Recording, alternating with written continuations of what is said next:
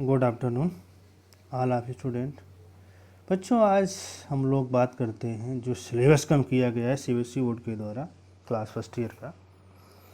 तो जिससे पहले आपका अप्रैल में जो सिलेबस आया था तो उसमें फिजिकल वर्ड भी था, आपका चैप्टर यूनिट एंड मेजरमेंट भी था।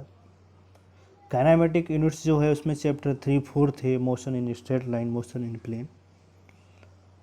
और लॉ ऑफ मोशन में चैप्टर है लॉ ऑफ मोशन। और वर्क एनर्जी पावर, फिर क्या है motion of the system of the particle and rigid body. Gravitation chapter है, चैप्टर नंबर 8। और चैप्टर नंबर 9 जो है mechanical properties of solids. Chapter number 10 जो है mechanical properties of the fluids. Chapter 11 है thermal properties of matter. Chapter 12 है thermodynamics, behaviour of perfect gases and kinetic theory of gas, kinetic theory. ये chapter number 13 है। Chapter number 14 है जो oscillation है। और चैप्टर नंबर 15 जो है वेव्स है। ये चैप्टर पहले थे आपके। इन्हीं चैप्टर से आपका जो कुछ सिलेबस को डिलीट किया गया है, जो सिलेबस डिलीट किया गया है उसके बारे में हम आपको बताते हैं। और कहना आपसे ये है कि आप अपनी बुक्स जो है लेके बैठ जाएं एनसीईआरटी, तो उससे क्या है उतना भाग जो उतना पार्ट जो उसमें टिक करते रहेंगे तो आपको बेटा आसानी रहेगी। ठीक है, कुछ भी पेन या इरेजर जो भी हो आपके पास उसको उठा लीजिए और उससे आप अपना टिक करते रहिए पेंसिल से कि हमें इतना नहीं पढ़ना है। तो अब बात करते हैं हम लोग, फर्स्ट चैप्टर आता है तो फर्स्ट चैप्टर में हम बात करते हैं फिजिकल वर्ड की। तो फिजिकल वर्ड जो है इसमें आपको कुछ भी नहीं पढ़ना है। ठीक बेटा, ये आपके लिए कम हो गया है। अब बात हम लोग करते हैं कि चैप्टर 2 की unit and measurement. Unit and measurement जो है यहाँ पर आपको पूरा पढ़ना है, इसमें कुछ भी नहीं हटाया गया।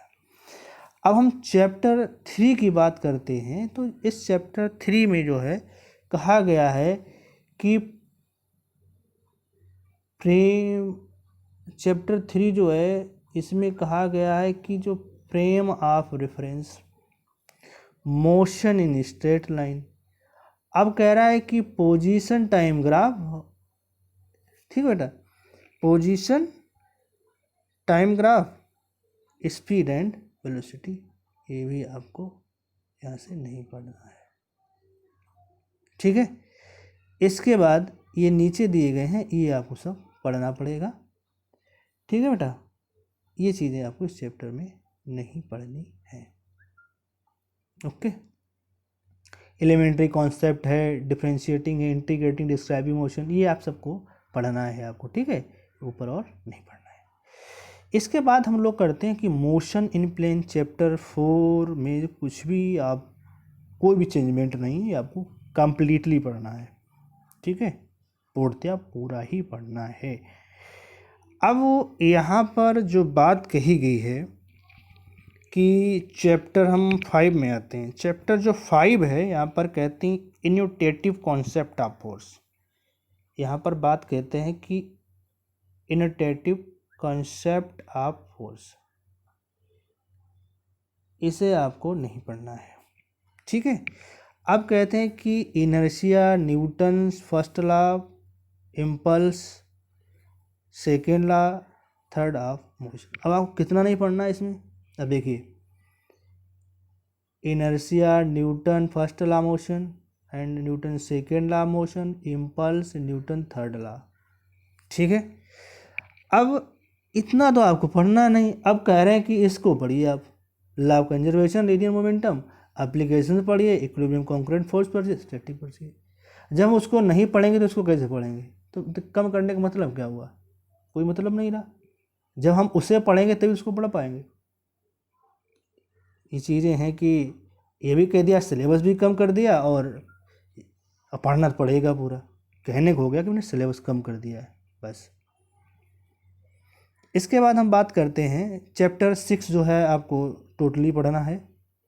अब चैप्टर हम 7 की बात करते हैं। चैप्टर 7 जो है, यहाँ पर जो बात हो रही है चैप्टर 7 में, चैप्टर नंबर 7, इसमें कहता है कि system of particle and rotational motion में क्या पढ़ना कि statement of parallel and perpendicular axis theorem and their applications. यहाँ पर ये चीज़ आपको यहाँ से नहीं पढ़नी, यहाँ तक ये चीज़ आपको नहीं पढ़नी है, ठीक है। इसके बाद हम लोग जो है आगे बढ़ते हैं। ग्रेविटेशन। देखिए ग्रेविटेशन में आपको क्या नहीं पढ़ना है, देखिए ग्रेविटेशन में पढ़ना क्या नहीं है।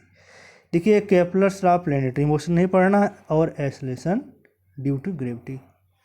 अब आप देखिए ये है Kepler's law of planetary motion, ये नहीं पढ़ना आपको। फिर लिखा हुआ है कि acceleration due to gravity, acceleration due to gravity नहीं पढ़ना। फिर पढ़ना क्या है आपको कि variation with the altitude and depth, gravitational potential energy, gravitational potential energy and gravitational potential escape velocity और orbital velocity of the satellite geostationary satellite, ये सब आपको पढ़ना है। अब हम लोग बात करते हैं चैप्टर नंबर 9। चैप्टर नंबर 9 में जो है आपका है mechanical properties. Mechanical properties, mechanical properties में क्या है, elastic behaviour, share modulus, Poisson ratio और इलास्टिक एनर्जी। अब इसमें आपको पढ़ना क्या नहीं है, एक यहाँ पर आपका इलास्टिक बिहेवियर है, क्या हो गया बेटा, इलास्टिक बिहेवियर। फिर कह रहा है कि share modulus, rigidity, Poisson ratio और इलास्टिक एनर्जी, इतना आपको नहीं पढ़ना यहाँ से। अब बात करते हैं हम लोग चैप्टर 10 की। चैप्टर 10 में क्या है, ये आपको बेटा पूरा पढ़ना है, ठीक है, इसमें कोई चेंज नहीं किया गया। अब बात हम लोग करते हैं कि thermal properties. Thermal properties of matter में आपको पढ़ना क्या क्या नहीं पढ़ना है, ये चीज़ हम आपको बता दें। तो यहाँ पर आपको क्या नहीं पढ़ना है, ये चीज़ है कि आपको हीट और टेम्परेचर, ठीक है। इसके बाद कहता है कि heat transfer conduction, heat transfer conduction और कन्वेक्शन रेडिएशन,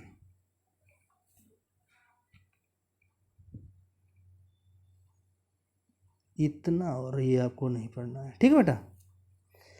अब इतना आपको नहीं पढ़ना, इसके बाद हम लोग आगे बढ़ते हैं क्लास फर्स्ट ईयर। इसके बाद अब और आपको सब पढ़ना पड़ेगा जब हम बात करते हैं thermodynamics in chapter number 12। Chapter number 12 में आपको हीट इंजन और रेफ्रिजरेटर नहीं पढ़ना है।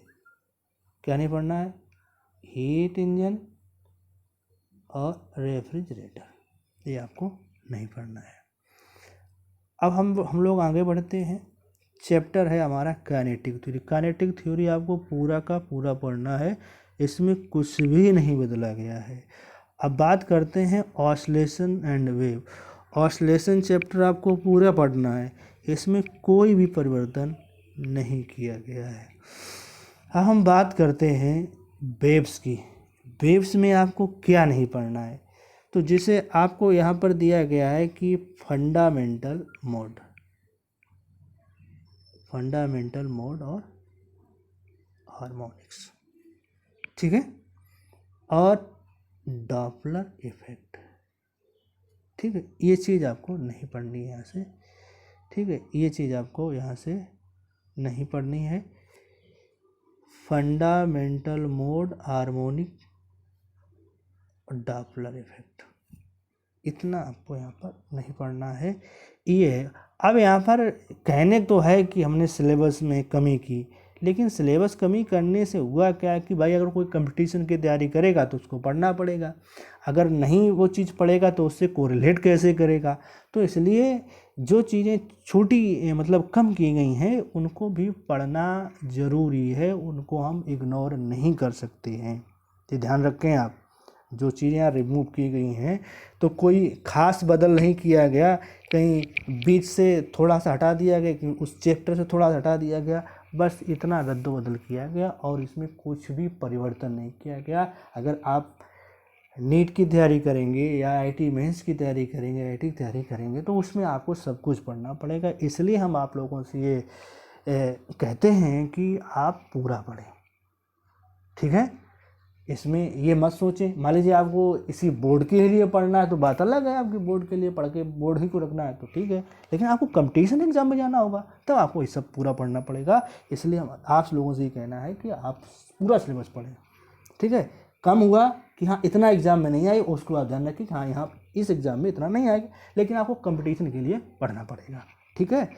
आज के लिए जो है इतना ही काफ़ी है, और आप लोग जो है मेहनत करें और आगे बढ़ते रहें। सिलेबस आपको मैंने बता दिया है और सिलेबस के अकॉर्डिंग ही आप पढ़ें। हाँ, कंपटीशन आप तैयारी करते हैं तो आप सब कुछ पढ़ें, और जो आप बोर्ड के एग्ज़ाम के लिए सिर्फ रहते हैं तो आप जितना सिलेबस है उतना ही पढ़ें। ओके।